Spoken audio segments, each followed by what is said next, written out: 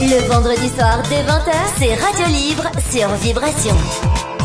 Et bienvenue ce soir sur Vibration, on est ravis d'être avec vous, avec cette radio libre et notamment une soirée spéciale ce soir avec le sujet de l'homosexualité en Valais, puisqu'on a à chaque fois des sujets bien évidemment. Demain par exemple on va parler des piercings et des tattoos sur Vibration, ce sera l'occasion aussi de découvrir des personnes qui sont passionnées par cet art, on peut le dire, hein, body art. Et puis c'est tout préparé à l'avance en fait. Les émissions et tout ça, c'est prévu, on sait déjà. On sait c'est le sujet, mais il n'est pas préparé. Qu'est-ce qui se passe, Jean? Il atterrit. Non, je voulais savoir quand même s'il y avait une petite part de préparation ou si c'était de l'impro total. Un petit peu de préparation, juste ce qu'il faut. Nous sommes ce soir avec Joanne Gay qui nous accompagne ce soir, présidente de l'association Alpagay, association valaisanne mixte de personnes qui sont concernées donc par l'homosexualité, une association fondée en 94 et vous êtes quand même là depuis un certain temps, ça fait 7 ans. Ça fait 7 ans que je suis au comité de l'association. Vous êtes au comité, ouais. Mais vous connaissez donc depuis plus longtemps Alpagay. Vous vous souvenez un peu du démarrage, parce que 94, ça en fait de l'histoire quand même pour Alpagay. Vous connaissez cette histoire-là ?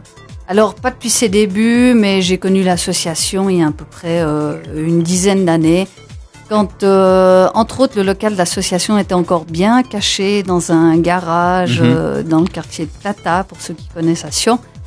Où il fallait franchir effectivement une porte de garage, descendre des petits escaliers. Enfin, c'était un peu glauque. C'était un peu glauque. Ouais.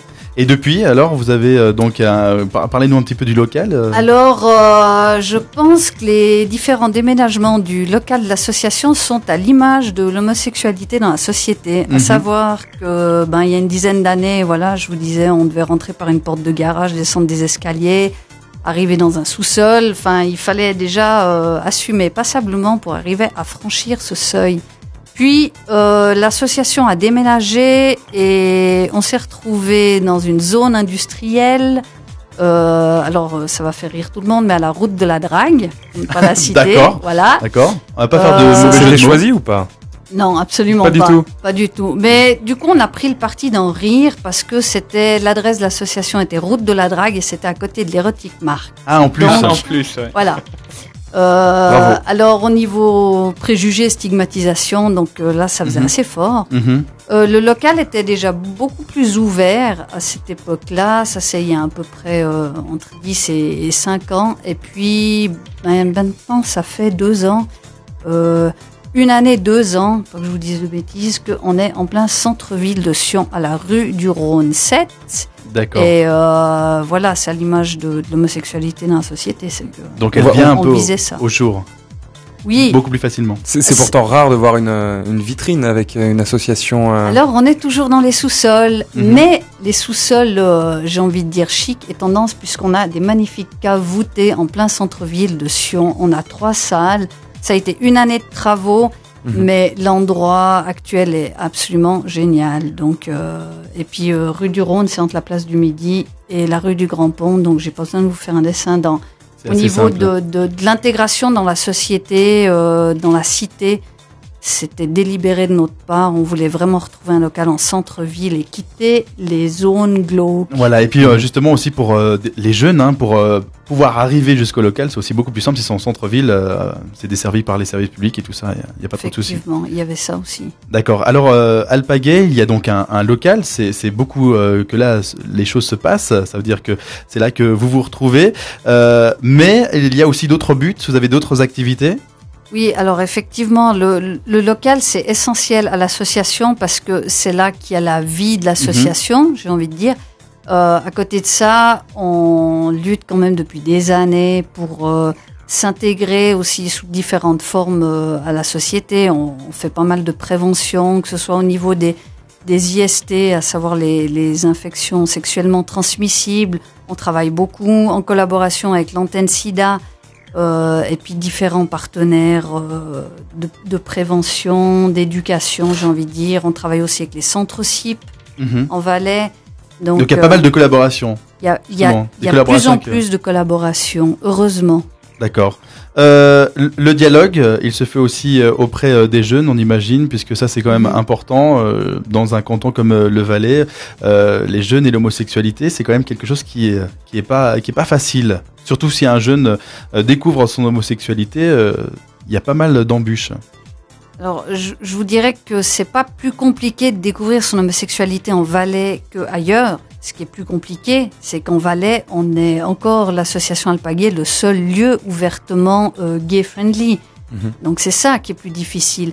Un jeune qui sera à Genève ou à Lausanne, quand il découvre son homosexualité et puis qu'il a l'âge de sortir aussi, il va trouver des cafés, il va trouver des cinémas, il va trouver à peu près tout ce qu'il veut qui est gay-friendly.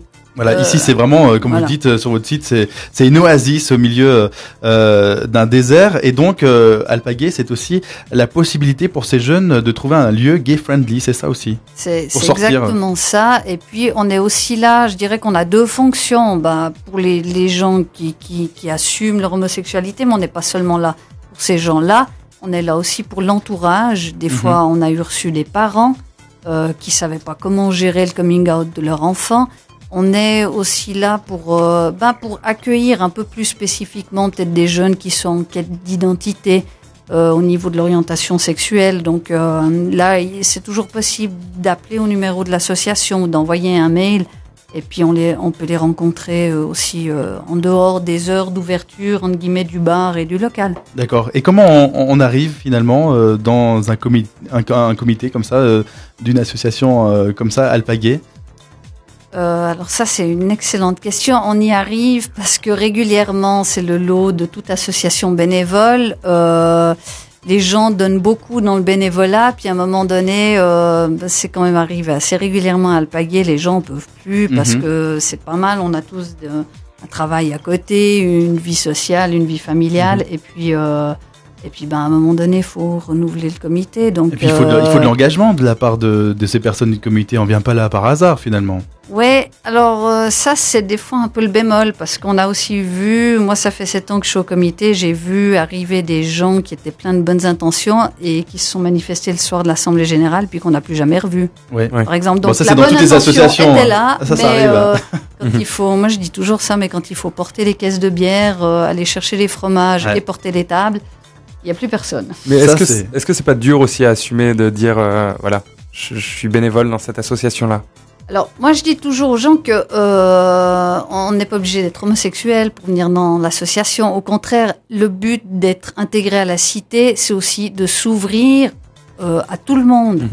Et je pense qu'il y a quand même derrière l'homosexualité toute une vie culturelle. Quand même, on voit assez dans les grandes villes. Je pense qu'il y a plein de choses à découvrir et on voit depuis qu'on est en centre-ville aussi, il y a de plus en plus de gens hétéros qui viennent aussi le vendredi soir. Voilà. On en parlera tout à l'heure, mais je pense qu'il y a quand même pas mal de préjugés autour de ça.